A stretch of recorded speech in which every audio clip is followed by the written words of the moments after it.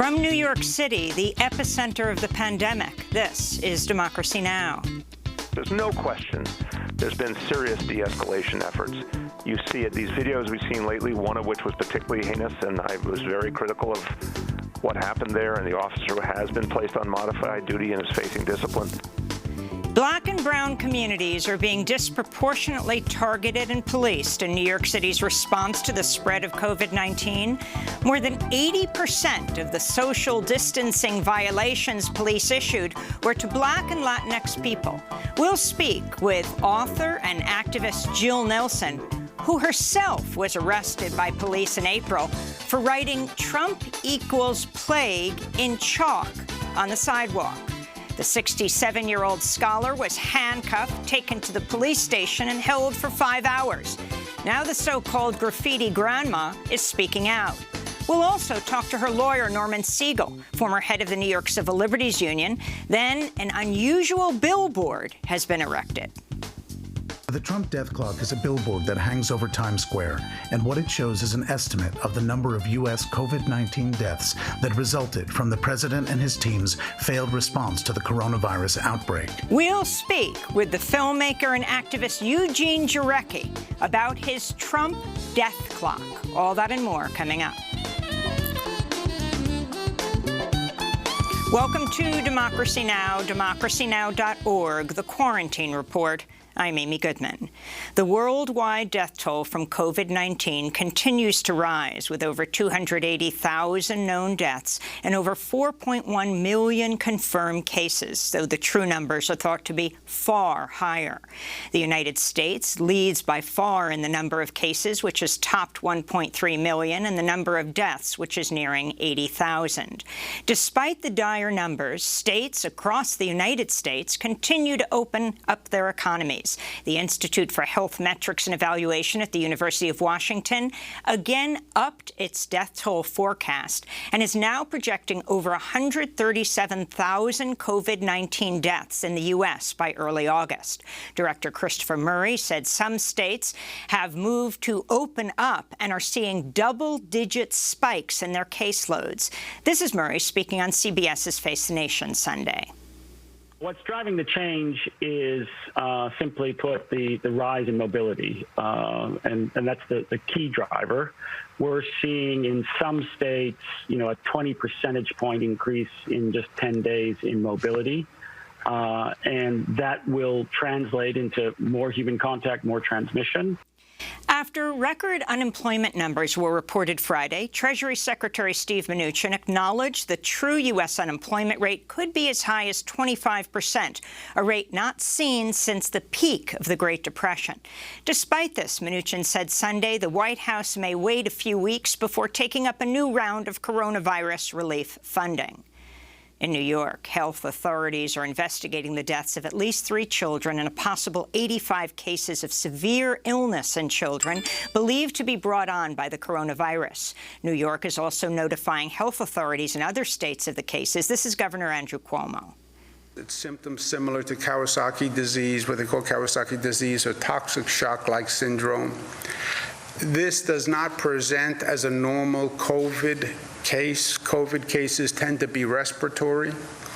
This presents as an inflammation of the blood vessels, sometimes inflammation of the heart. It's possible that these cases were coming in and were not diagnosed as related to COVID because they don't appear as COVID. New York remains the hardest-hit state in the United States, reporting over 340,000 cases and over 26,000 deaths. In other news from New York, The Intercept is reporting that Lincoln Hospital in the Bronx is investigating a nurse for sharing footage with the website that shows medical workers speaking out about the lack of protective equipment and other critical supplies they were facing. A nurse in the video blamed the passing of a fellow nurse from COVID-19 on the government's failure to provide them with proper military sources. The nurse under investigation, Lillian Udell, is part of a group known as the Radical Nurse Squad, who are organizing nurses at their respective hospitals amidst the pandemic. In neighboring New Jersey, where half of the over 9,000 COVID-19 deaths have been linked to nursing homes, a veterans home in Paramus is now reporting 72 fatalities, and the number is expected to keep rising. In South Dakota, the Cheyenne River Sioux tribe is defying orders by Governor Kristi Noem to remove COVID-19 checkpoints. The checkpoints are set up on highways on tribal land, which Noem says is illegal. Cheyenne River Sioux Chairman Harold Frazier says the checkpoints are the best way to protect against COVID-19 entering the community, which is not equipped to handle an outbreak. South Dakota has also ordered the Oglala Sioux tribe to remove its coronavirus checkpoints. Indigenous activists say the standoff in South Dakota could have major implications for other battles on tribal land, including the fight to stop the Keystone XL pipeline. Vice President Mike Pence's press secretary, Katie Miller, tested positive Friday for the coronavirus. Miller is married to top Trump advisor Stephen Miller. She's the second person to have a publicly confirmed case of COVID-19 in the White House after news broke Thursday one of President Trump's personal valets had contracted the infection. Ivanka Trump's personal assistant has also reportedly tested positive. Vice President Pence is not going to self-quarantine, despite the fact that she's his press secretary.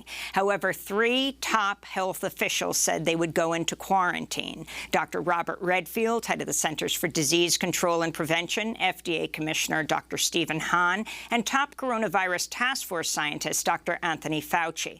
All 3 are scheduled to testify by video link tomorrow to the Senate Committee on Health, Education, Labor, and Pensions. Committee Chair Senator Lamar Alexander will also appear remotely after a member of his staff tested positive for coronavirus. This all comes as reports have been emerging that Trump is privately questioning the coronavirus death toll and forecasts. Axios reported last week Trump may start to question official numbers publicly. On Friday, former President Barack Obama blasted the administration's handling of the crisis. Obama was speaking in a conference call with 3,000 former members of his administration. It would have been bad even with the best of governments. It has been an absolute chaotic disaster. In California, over a dozen immigrant women have been released from the for-profit Mesa Verde Detention Center in Bakersfield after they held a hunger strike demanding they be freed from the squalid facility during the pandemic. Mesa Verde is owned by the private prison company Geo Group. Meanwhile, jailed immigrants at Northwest Detention Center in Washington state have initiated a collective work stoppage protesting their worsening conditions inside the jail amidst the pandemic. In other immigration news, the U.S. is reportedly continuing deportations to Haiti, with a flight scheduled today with at least 100 immigrants, including 5 people who recently tested positive for COVID-19. This all comes as the Wall Street Journal reports the Trump administration's pushing to expand its latest immigration bans under the guise of curbing the spread of the coronavirus. President Trump's immigration advisors are reportedly drafting a new executive order that would ban issuing new temporary work-based visas for migrant workers as well as foreign students. Meanwhile, 3 more prisoners at the Chino, California facility have died of COVID-19. An earlier death was reported in April. Over 330 cases have now been confirmed at the California Institution for Men in Chino, and at least 44 people have died in federal prisons across the country, according to the Federal Bureau of Prisons. Across Europe, countries continue to relax restrictions as more people return to work and children return to school in some localities. In Britain, Prime Minister Boris Johnson announced plans to transition from a stay-at-home to a stay-alert policy starting this week, saying those who cannot work from home should be encouraged to go back. He also said people should have unlimited time outside as long as they respect social distancing rules. In addition, elementary schools could open as soon as next month, he said. Boris Johnson's message was met with disapproval and confusion over its lack of clarity. Wales, Scotland and Northern Ireland have decided to extend their lockdowns. This is Scottish First Minister Nicola Sturgeon. I have asked the UK Government not to deploy their Stay Alert advertising campaign in Scotland. Because the message in Scotland at this stage is not stay at home if you can. The message is, except for the essential reasons you know about, stay at home, full stop. Britain has the second highest death toll after the United States, with around 32,000 confirmed deaths. Boris Johnson also announced Sunday all air travelers will soon be subject to a 14-day quarantine period when entering Britain. People traveling from France will be exempt after the two nations agreed on a reciprocal arrangement. France has also lifted some of its restrictions as of today and is imposing new measures, including the mandatory wearing of masks on public transportation and in high schools. Some Muslims have called out the government's hypocrisy, since headscarves are banned in public schools and burqas are banned in any public space. In Spain, around half the country is moving to the next phase of a national plan to ease its lockdown. Restaurants and shops can operate at reduced capacity. Museums, gyms and hotels will also be able to reopen for business nearly 2 months after shutting their doors. However, Madrid and Barcelona, Spain's two largest cities, still do not meet the criteria to open up non-essential businesses. In Russia, a fire broke out at a Moscow coronavirus hospital Saturday, killing at least one person. Coronavirus cases continue to surge in Russia. Over 10,000 daily cases have been reported for over a week, with a total of over 220,000 confirmed cases and over 2,000 known deaths. To see our coverage of Russia, go to our interview last week on Democracy Now! South Korea reported 34 new coronavirus cases Sunday, its highest daily figure in a month after a new outbreak that originated in several nightclubs. Seoul shut down all bars and nightclubs indefinitely in response. President Moon Jae-in said Sunday, despite its early success in curbing the outbreak, South Korea is facing a, quote, prolonged war. It will be a long time before the COVID-19 outbreak ends completely. We should also brace for the pandemic's second wave, which many experts are predicting. China is also reporting new coronavirus cases, sparking fears of a second wave of the outbreak. Authorities reported 17 new cases of COVID-19 Sunday, including 5 in Wuhan. In Afghanistan, rights groups are calling for an investigation after at least 6 people were killed in a police shootout at a food distribution event in central Ghor province, where protesters were demanding economic assistance and the coronavirus amidst the coronavirus crisis.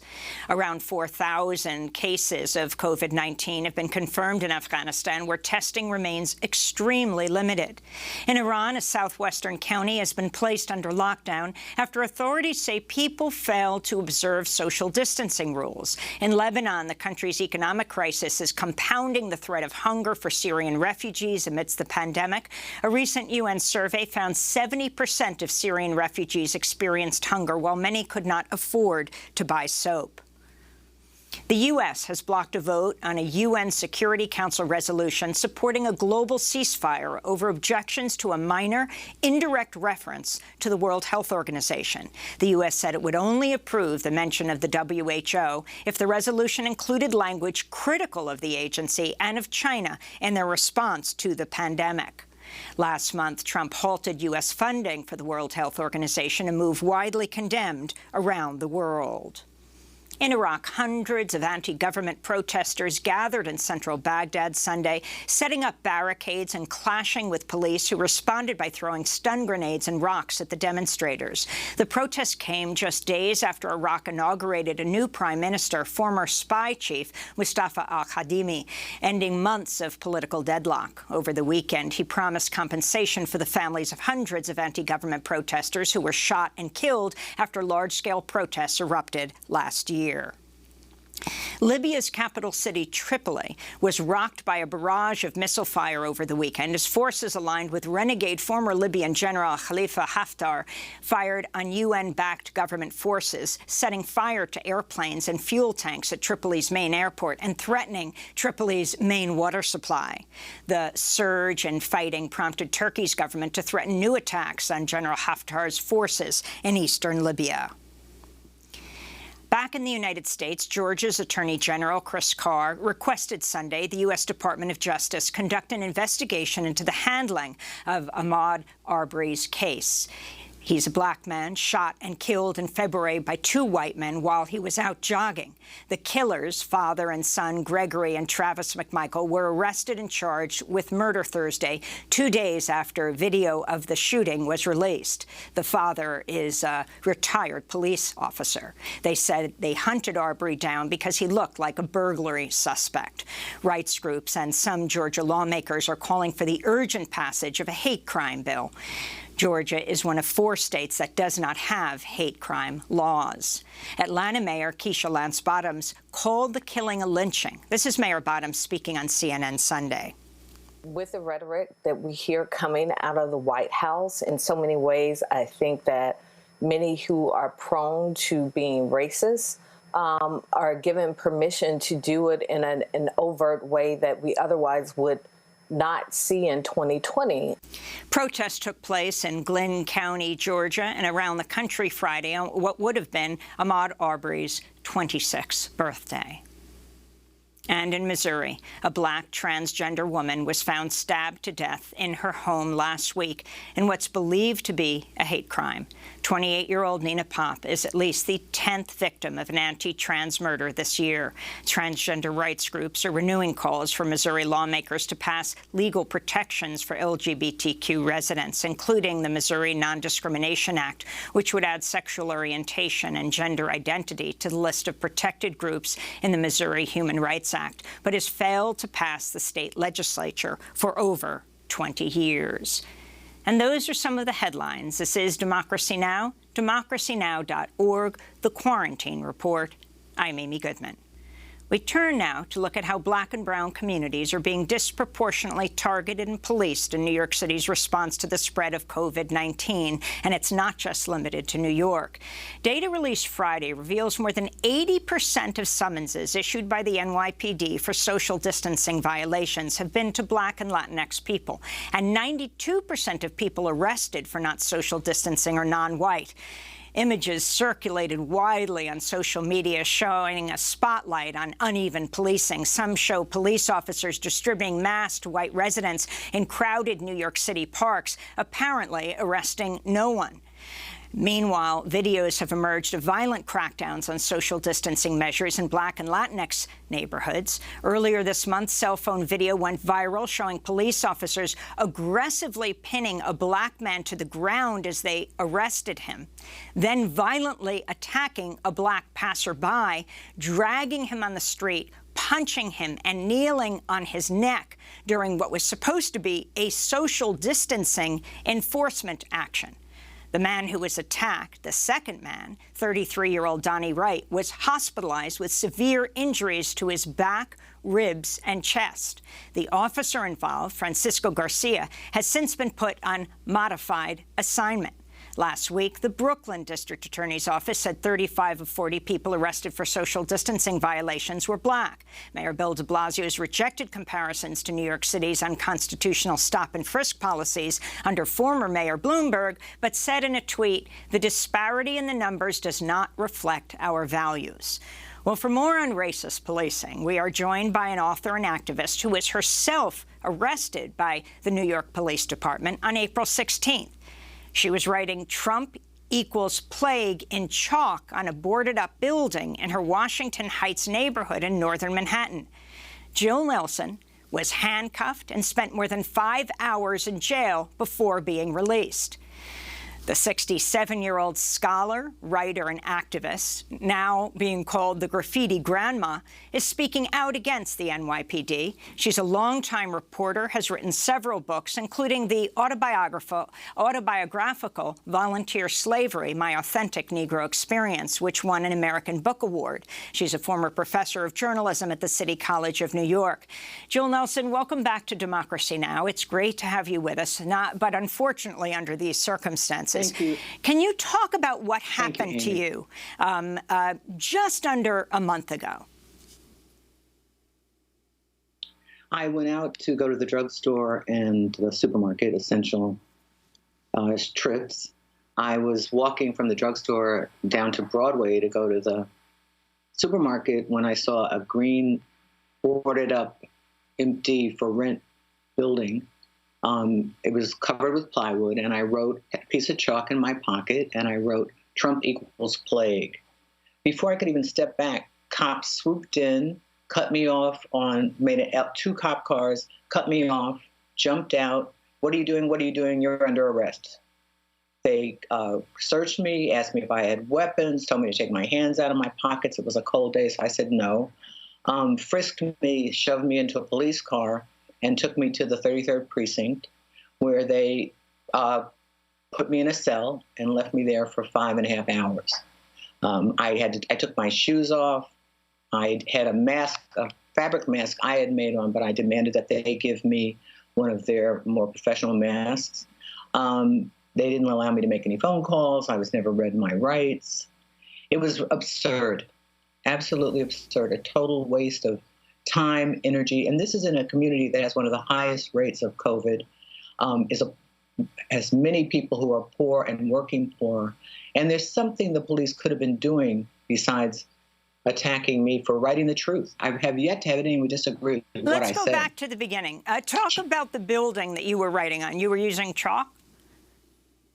I was using chalk, washable chalk, and it was a boarded up front of a building when you build it out and cover it with plywood as if you're going to renovate, but it had a for rent sign. So it was not occupied by anyone. And why did you choose that phrase? Because he is a plague and a pox on all our houses. And you were writing Trump equals plague? Trump equals plague, yes. I mean, it sums it up to me, what's going on, how it is, what's happening in this country and in the world. And we have a president who is aiding and abetting and telling us that as people of color and older people, we should just die, get out there and die for capitalism.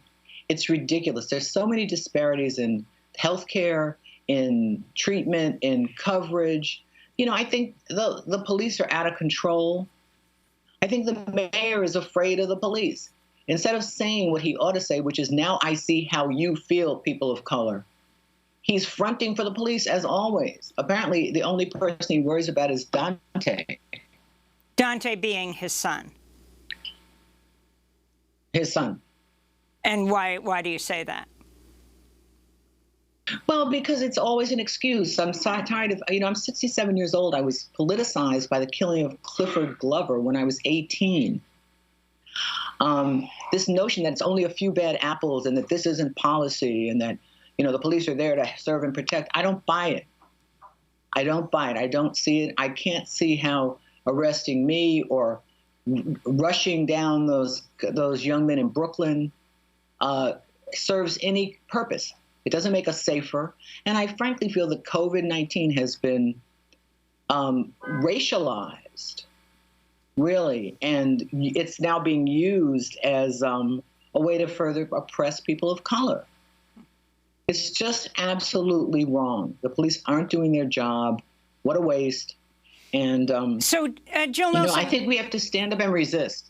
So describe what happened when the police moved in on you. You were wearing your mask. Were they wearing masks? They were wearing masks. They were wearing gloves. They jumped in. I mean, you would have thought I was selling crack in the early 80s. The way they swooped down, it was seconds. They subsequently told someone that someone had called in a complaint. I find that hard to accept. It was between 15 and 30 seconds max between when I started writing and when the cops got there. What are you doing? We're gonna arrest you. Is this your property? Do you know what you're doing? Do you have any weapons? I said words. They didn't think that was funny or intelligent. They cuffed me roughly, shoved me into a police car, took my pocketbook, took me to the station, booked me, and then put me in a filthy cell for 5.5 hours. I wasn't read my rights. I wasn't offered the right to make a phone call. You weren't able to make a phone call? No. Eventually, I'm sorry, at 3 o'clock, this was after being there a couple of hours, they told me I could call and try to get my husband because I didn't have a photo ID and they needed that to release me. But they dialed my home number. When my husband answered, the guy after 50 seconds the cop says, "I'm going to cut you off." After a minute, boom, cut me off. So my husband had no idea what precinct I was in. You hadn't gotten a chance to say where you were yet. No, and they had told me that to tell him that they would send a cop car by my apartment, which is like, 10 blocks away, to pick up my ID. My husband put my license in an envelope, went downstairs and waited for 40 minutes. And they never came to get it. Then he came back upstairs, figured out where I was, came to the precinct, dropped off my ID. I didn't even know that until I happened to see my identification in a plastic evidence bag and was like, has my husband been here? Where is he? And they were like, oh, yeah, he came a while ago. You couldn't have seen him anyway. Which police station were you being held in? Which community? The 33rd Precinct in Washington Heights. So did they threaten to bring you to central booking, to bring you downtown? Yes, because I didn't have ID, and they wouldn't either go pick up my ID, or I had offered early on, drive me to my house. You can come up to my apartment. I'll give you my ID. They told me they were going to take me downtown, and that if they took me downtown, I'd probably be there all night. And when they finally released me, Amy, the desk sergeant said, and be sure to show up for your desk appearance ticket, or else we'll come to your house and arrest you. The whole thing was... Jill Nelson, we're going to break, and we're going to also be joined by your lawyer, Norman Siegel, former head of the New York Civil Liberties Union, and talk about this issue. These are the kinds of issues you write about, not only in New York City, but all over the country. We're talking to the author, activist, former professor, Jill Nelson, 67 years old, lives in the Washington Heights area of New York City, and was handcuffed by police after they moved in on her for graffitiing on a boarded-up building. Trump equals plague. Stay with us. I hope that I should live to see when every man should know she's free. Present sufferings from the past, I make our hearts a bit of sad. I got my duty, rock and roll. Now everybody's gotta be free, y'all. La la la la la la, la la la la la la, la la la la la la. Let's get rid of that old man head and bring our fellow man up today. It may seem very hard to do. Just open your mind, let love come through. You hear me? Freedom Blues by Little Richard, the man called the architect of rock and roll, died of cancer Saturday at the age of 87. This is Democracy Now!, DemocracyNow.org, The Quarantine Report. I'm Amy Goodman. As we continue to look at how black and brown communities are being disproportionately targeted in New York City's response to the spread of COVID-19, and it's not only here in New York City. We're joined by Jill Nelson, usually writing about these issues, author, activist, former professor of journalism. She was just arrested herself by the New York Police Department on April 16th. She was graffitiing the words "Trump equals plague" in chalk on a boarded-up building in her Washington Heights neighborhood in northern Manhattan. She spent more than 5 hours in jail, wasn't allowed to make a phone call for hours, had to demand to be given a mask. Also with us, Norman Siegel, civil rights attorney who is one of 2 lawyers representing Jill Nelson. He's former director of the New York ACLU. Norman Siegel, can you talk about what Jill Nelson faced and what you're calling for right now? Well, we're asking the Manhattan District Attorney, we'll begin some telephone conversations in the next week, to dismiss the charges. We want whatever record exists because of what happened in April to be expunged. We want an apology to Ms. Nelson. And finally, Ms. Nelson has requested a meeting with the precinct commander of the 33rd Precinct in Manhattan so she could sit down and have a discussion with the police commissioner, the police commander, to talk about the affirmative things that the police department can do during the COVID-19 period in the Washington Heights community. Ms. Nelson is an outstanding, as you said, Amy, scholar, activist, and she's giving voice to people who are suffering directly or indirectly similar kind of inappropriate actions by some of the police officers of the New York City Police Department. I want to talk about some of the disproportionate approaches of the police department and disparate approaches. So you have last week, on the same weekend when police officers were distributing masks to white residents gathered in crowded parks, not involved with social distancing. Pictures were going online. Pictures were going, showing, white people crowded in Central Park. At the same time, you had a different group of New York police officers attempting to shut down a press conference and a protest in Manhattan's East Village. The event was organized by Reclaim Pride Coalition Protest Mount Sinai Health System, invitation to partner with the right-wing evangelical group Samaritan's Purse to open medical tents in Central Park that happened a while ago. The officers ordered the protesters to disband and gave one of them a summons saying she'd violated social distancing rules, issued in executive orders from the mayor and the governor that ban, quote, any non-essential gathering of individuals of any size for any reason. So you have both the arrests around social distancing and the arrests around protests, Norman Siegel. Can you talk about this? Absolutely.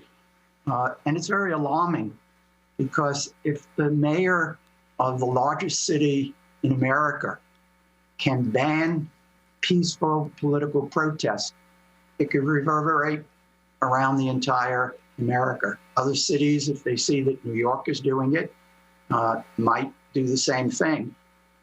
Political protest is a bedrock principle of American democracy. It's protected under the First Amendment to the Constitution of the United States. And just think of, without political protest in the last 75 years, the incremental progress that we have made with regard to race relations because of the Southern Civil Rights Movement, because of the ending of the Vietnam War, the women's movement, the LGBTQ plus movement, the environment movement. Without the right to political protest, people who generally don't have the power have a vehicle to get their message across. And even today, protests that are needed peacefully, with Mr. Arbery in Georgia, that situation reflective of a much more historical pattern of discrimination against people of color and poor people. The idea that the Department of Justice can all of a sudden drop the charges on Michael Flynn. Lots of demonstrations are needed because it's embedded in what American democracy is all about. So when you have an executive order that the mayor is now relying on, that, as you quoted, talks about non-essential gathering of people. And in the governor's executive order, the examples they give are parties, celebrations, social events. Our position very strongly, and we encourage people, not only in New York, but all across America, to understand what's at stake here.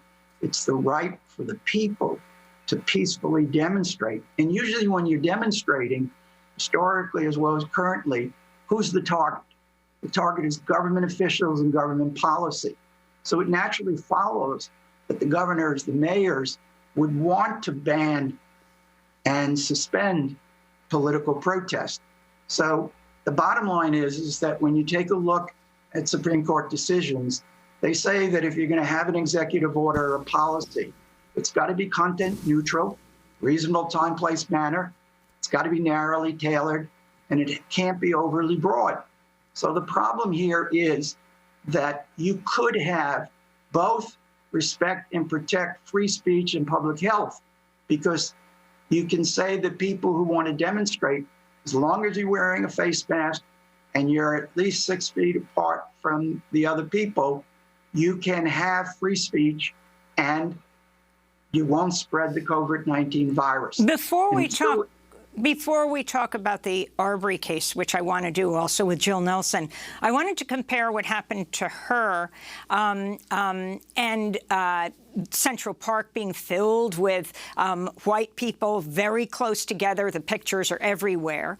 And yet in the East Village, and this is a video that also went viral, cell phone video showed police officers aggressively pinning a black man to the ground as they arrested him, accusing him of not social distancing, who was talking across the sidewalk to a woman who was at a police booth, and then violently attacking another black passerby, dragging him on the street, punching him. And like with the first black man, they kneeled, this very burly officer, not wearing a mask, kneeled on both of their necks separately during what was supposed to be this social distancing enforcement.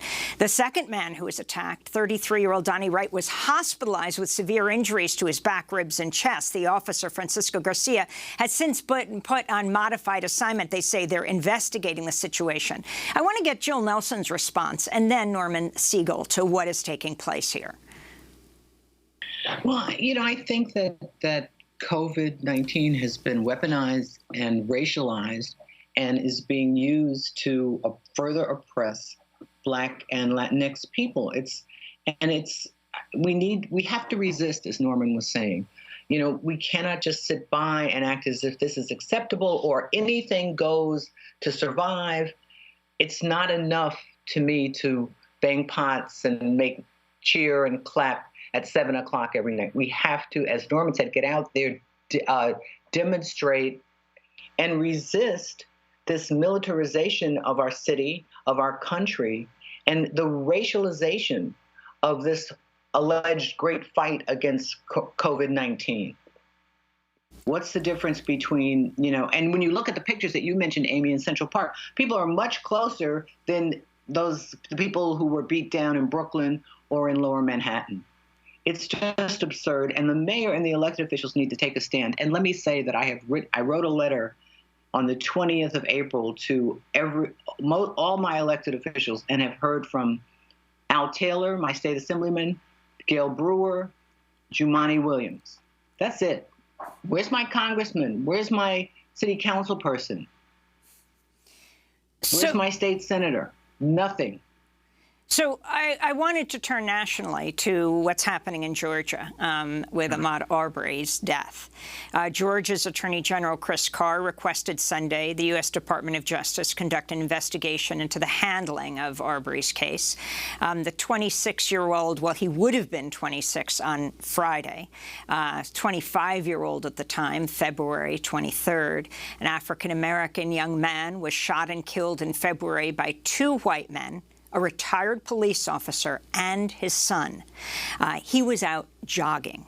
The killers, Gregory and his son, Travis McMichael, were arrested and charged with murder Thursday, 2 days after the video of the shooting was released. The police department, even the state, had it for months. They said they hunted down Arbery because he looked like a burglary suspect. Earlier this month, the cell phone video went viral showing. So I was wondering if you could also, Jill, this is the kind of thing you write about in The Nation and other publications. What has taken place here? Many people are calling for the arrest of the third person, the one who took the cell phone video, who was following Arbery along, who knew the other two men. But your thoughts on how this fits into what's happening. And interestingly, as the Republican governor, Governor Kemp, opens up Georgia, one of the first states to reopen, immediately hundreds of people protested the death of this young man. Right. Well, I think it is, as it has always been in America, open season on people of color. And we see COVID-19 and the stress in the nation being used as a cover for that same thing.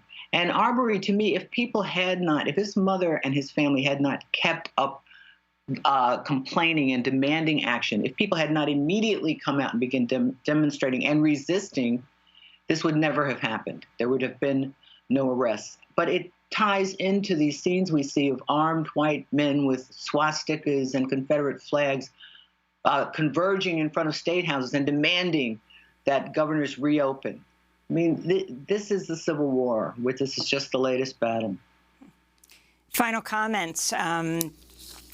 Norman Siegel, on what you feel has to happen nationally right now as states do open up, but this crackdown continues. Well, first, let me comment. I want to support the family of Mr. Arbery with regard to the call for an independent prosecutor. My experience is that on cases of this nature, which not only affect that family, but are symptomatic of a larger historical pattern that Jill has just articulated, you need to have someone from the outside come in order to get justice. Second, with regard to what's happening right now, my message to people who are listening this morning, and for you to talk to your friends and neighbors, the rebels need to get out and need to be able to protest and speak out, not just online, not just on Twitter, but to make sure you're wearing face masks, you're socially distant, and begin to speak up. Because what I've learned, we don't lose our civil rights and civil liberties with a big bang overnight. We lose it day by day, little by little, and it atrophies. And then one day you wake up and you don't have those rights that you took for granted. So speak up, write, demonstrate peacefully. This is our country. These are our rights, and we have to fight for them, because otherwise we'll lose them. It's I just wanted to comment that at the same time we're talking about this disparate treatment of people of color and white residents in this country, particularly here in New York City. COVID-19 also does not affect people equally, as we see all over the country. The disproportionate number of deaths in the Black and Latinx community of those suffering from COVID-19 and contracting it to begin with. I want to thank you both for being with us. Jill Nelson, writer, activist, journalist, author of a number of books, including Volunteer Slavery, My Authentic Negro Experience, and Norman Siegel, civil rights attorney, one of the two lawyers representing Jill Nelson. He's the former director of the New York American Civil Liberties Union. When we come back, a new billboard has gone up in Times Square, the Trump death clock. We'll speak with the man who unveiled it. Stay with us.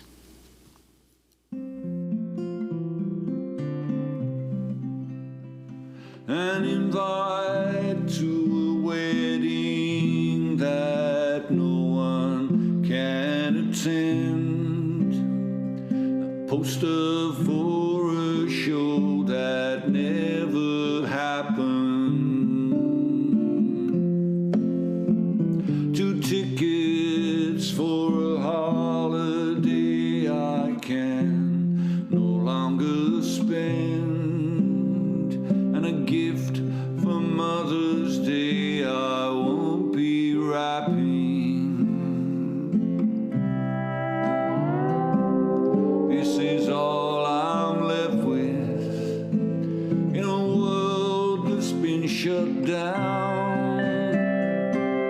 I want to come and see him, but I fear that thing that I might bring in, so I'm sending you this message with a heavy heart to say, I miss you, but I can't be there today.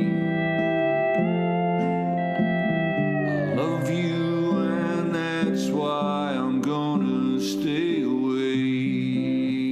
Can't Be There Today by Billy Bragg. He released this on Mother's Day, performed, well, remotely for a big city winery event that included Steve Earle, the Indigo Girls, and others. To see Steve Earle's premiere of his new song and his new album, you can go to DemocracyNow.org. This is Democracy Now!, DemocracyNow.org, The Quarantine Report. I'm Amy Goodman. As the death toll from COVID-19 in the United States surpasses 80,000, higher than any other country in the world, and unusual new billboard called the Trump Death Clock has been unveiled in New York City's Times Square. The 56-foot sign keeps tally of lives lost to government inaction. It was created by filmmaker Eugene Jarecki, who writes in the Washington Post that, quote, "It's time for the establishment of a national death clock to measure the cost in human lives of President Trump and his team's reckless handling of the coronavirus pandemic," unquote. White House Coronavirus Task Force advisor Dr. Anthony Fauci has said the virus would have been mitigated and lives would have been saved if social distancing guidelines had been implemented earlier. Dr. Fauci is now one of 3 members of the task force who've entered self-quarantine after possible exposure to the virus by one of several people who've just tested positive at the White House, among them Vice President Pence's press secretary, though Vice President Pence says he will be coming to the White House today. This is Dr. Fauci on CNN last month. Obviously, you could logically say that if you had a process that was ongoing and you started mitigation earlier, you could have saved lives. Obviously, no one is going to deny that.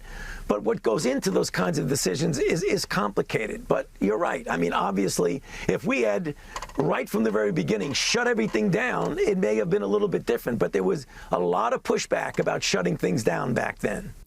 Reports show President Trump ignored warnings from advisors and experts as early as January about the need for urgent mitigation measures against the spread of the virus. It wasn't until March 16th that Trump reversed his previously dismissive stance and announced new guidelines. But by then it was too late. Well, for more, we're joined by Eugene Jarecki, award-winning documentary filmmaker, author, activist. He created the Trump Death Clock billboard that was unveiled in New York City's Times Square Friday morning. We will also link to his piece in the Washington Post, Trump's COVID-19 inaction killed Americans. Here's a counter that shows how many. It's great to have you with us, Eugene. Just explain what went into this billboard.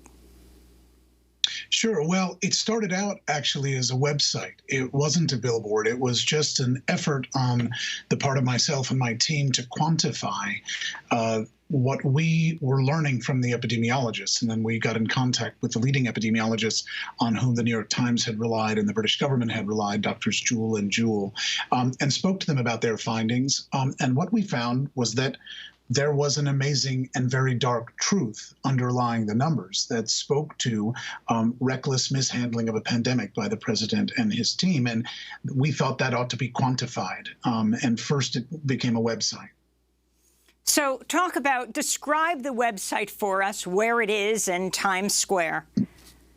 So the website itself is called TrumpDeathClock.com, and you can go to it every minute. You'll see it update, and you'll see very tragically the death toll rise that is attributable to the Trump administration's failure to handle the outbreak as they should have. But what was inspiring to me originally, I'm a New Yorker, and every New Yorker knows, and most visitors to New York at one time or another pass the famous debt clock that hangs over the Avenue of the Americas, 6th Avenue. And that national debt clock stands for something. It's symbolic, and it speaks about the country's reckless borrowing. And it warns in a way, just as a symbol, that there will be grave future consequences to that borrowing. Well, I didn't need to look far to see the grave consequences of the reckless handling of this pandemic. And so it seemed to me that in the spirit of the debt clock, there ought to be a death clock, and it ought to be somewhere hanging for the world to see, for the media to see, and to be sort of implanted in our minds, our public imagination, as a reminder of the grave consequences of reckless leadership during a time of crisis. Tell us exactly the place it is in Times Square, how you got permission to do it, and then how you make the calculation, because clearly the United States would have been affected by the coronavirus, whether it was President Trump or President Obama or the next president. Yes. So the Trump death clock now lives in Times Square at 43rd and 7th at 1500 Broadway. That's the building that it's at. And, you know, what we found, people read my editorial when I was writing it for the Washington Post, and I showed it to friends and acquaintances who were supportive of what I was thinking, but they're, you know, giving me good editorial ideas. And over time, they said, if you're so focused on the debt clock, why don't you find out about putting a death clock in the real world? Why just do it as a website? And of course, I had thought about that, but I didn't know, my gosh, what must a billboard cost, or a big clock to put up? Well, when we poked around a little bit, friends had offered to give some support. We found that, maybe not surprisingly, billboard space is not very expensive right now, because after all, there's nobody on the streets in the height of a pandemic if people are sort of living by the guidelines that they've been supposed to be under. And that means that billboard space in New York was much, much more affordable than one would have ever dreamt, a tiny, tiny fraction of what it would usually cost to advertise in Times Square. It was one of the most expensive areas of the world. So some friends put together some support to really put it up and start the ball rolling, which we hope will roll across the country. We hope that the Trump death clock in New York can be emulated in small towns and big cities across the country, where people can get a billboard that's sitting dormant, or they can actually just project it. Those little projectors that people have, you can project it on a building, you can project it on your house, just to remind your community of what the incredible cost has been of the reckless handling of this. And this is not just about being critical. As you say, this could have happened to any president. So the fact is, there is a specific calculation that we base the death clock on. We're not just saying, oh, Donald Trump, you've been bad in some general blurry way. We wanted to find the single calculation that was most damning and most specific. In other words, we looked for the most conservative number. And that number was so damning that, reasonable people will debate. The president's defenders will say, oh, it was China's fault, or it was the World Health Organization, or it was the CDC, or blame individuals, blame anybody but the White House. Well, they can do that. Trump's detractors will point to things that happened much earlier, like that his team disbanded the White House Pandemic Directorate in 2018 and got rid of people chiefly concerned with this kind of outbreak. Or they might have pointed to, they want to say, well, in January and February, the intelligence services gave the president countless warnings about the need to move quickly. That is all true, and reasonable people can debate that, but they can debate it till they're not reasonable. We wanted a single calculation, and that's the basis of the Trump death clock, which just looks at one period around which there is no debate, and that is the period between March 9 and March 16. And after Dr. Fauci and others made clear that they acknowledge that mitigation guidelines were not put in when they should have been, the question is, okay, what was the cost of that? Because when a virus is spreading exponentially, as viruses do, every second counts. And in my view, every life counts. So the question is, the seconds that you lost, Mr. President, while you dithered. Look at South Korea. South Korea, at that same moment that we were beginning to see the outbreak of this, they instituted mitigation guidelines, and they ended up with 300 deaths to our 70, 80,000. So you're in a position where the enormity of the mistake, Donald Trump made a political calculation. Whatever his reasoning was, he made a bet, the bet failed. It was a failure. At what cost? And at what cost being borne by the American people? We're talking to Eugene Jarecki, who has just erected the Trump death clock in Times Square. Eugene, have you gotten response from the administration? We have not heard from the administration. Most of what we've heard from, frankly, are from people who are detractors of the president, who wish that we had used a higher number. They say your death clock only shows that the administration is sort of attributable to 60% of the death toll in America, because that's what it shows. Basically, Doctors Jewell and Jewell, in the piece they published in the New York Times and in other releases of their findings, said had the president and his team moved on March 9, rather than March 16, 60% of American lives would have been saved. That's a harrowing statistic. That puts us today, at this moment, at 48,337 deaths could have been averted had mitigation guidelines been put in place earlier. To me, that is damning enough. And to try to go earlier and enter the debate, the big echo chamber of hyperbolic claims that'll go in both directions, they may even have truth in them. But the president will try to use that to get out of accountability. The goal here is to require accountability, to demand it. Amy, thousands of people lost their lives needlessly, and in their name, we must demand not just accountability, but more responsible and more responsive leadership going forward. Let me go to the Trump coronavirus calendar that was produced by The Recount and captures those months of downplaying and denial before President Trump pivoted to coronavirus crisis mode. It begins on January 22nd. We have it totally under control. It's one person coming in from China. We think we have it very well under control. We pretty much shut it down coming in from China. You know, in April, supposedly it dies with the hotter weather. When it gets warm, historically, that has been able to kill the virus. People are getting better. They're all getting better. And the 15 within a couple of days is going to be down to close to zero. It's going to disappear. One day, it's like a miracle. It will disappear, and you'll be fine. They're going to have vaccines, I think, relatively soon. Not only the vaccines, but the therapies. Therapies is sort of another word for cure. You're talking about very small numbers in the United States. Our numbers are lower than just about anybody. It's really working out, and a lot of good things are going to happen. And we are responding with great speed and professionalism. It's going to go away. Yeah, no, I don't take responsibility at all. We're going to all be great. We're going to be so good. This came up, we came up so suddenly. This is a pandemic. I felt it was a pandemic long before it was called a pandemic. All you had to do is look at other countries. The coronavirus, you know that, right? Coronavirus. This is their new hoax. We're 15 people in this massive country, and because of the fact that we went early, we could have had a lot more than that. We're doing great. Our country is doing so great.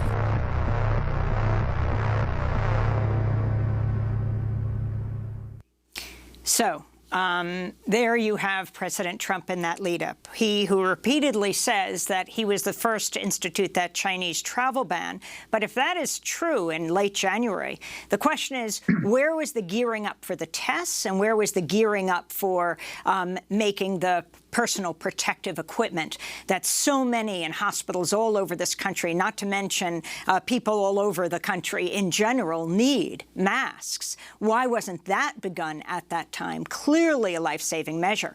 Now you have, to this day, President Trump and his new press secretary mocking the need for massive testing in this country. But we see over the weekend, with 3 people very close to the White House testing positive for COVID, but that what the president and the vice president are saying is we're getting tested every day and everyone is being tested regularly there, which seems like a perfect model for how the rest of the country should be, that we also should be able to have access regularly to tests, especially as the country reopens. Eugene Jarecki, your final comments on what this means going forward.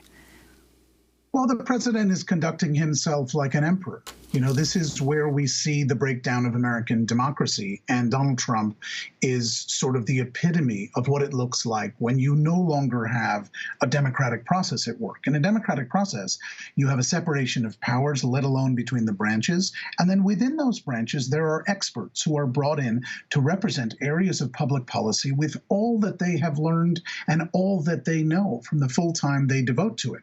Donald Trump steps in, and like any sort of would-be despot, I've seen a very funny clip on Trevor Noah, where Trevor Noah compares the way that Donald Trump speaks about his brain and how smart he is and how great he is and how everything he does is great and nothing he does is wrong and everything is working in the country. That delusionary speak that he engages himself in, Trevor Noah compares that to Idi Amin, literally shows clips back and forth between the African dictator and Donald Trump, back and forth, and it just makes clear we are dealing with a person who thinks he's a dictator, and we're dealing with a person whose dictatorial leanings have caused a massive human death toll in this country, as dictators often do, and as democracies are supposed to protect against. When you reject the experts and you make yourself the focus of everything, you screw up, like the president did here, and the Trump death clock is meant to hold him accountable and demand a better path forward. Eugene Jarecki, I want to thank you so much for being with us, award-winning documentary filmmaker, author, activist who created the Trump Death Clock website and the billboard that's been unveiled in New York City's Times Square. That does it for our show. Democracy Now! Is working with as few people on site as possible. The majority of our amazing team is working from home. Democracy Now! Is produced with Renee Feltz, Mike Burke, Dina Guzder, Libby Rainey, Nermeen Sheikh, Carla Wills, Tammy Warrenoff, Sharina Nadura, Sam Alkoff, Tay Marie Astudio, John Hamilton, Rabi, Karen, Hani Massoud, Adriano Contreras, and Maria Taracena.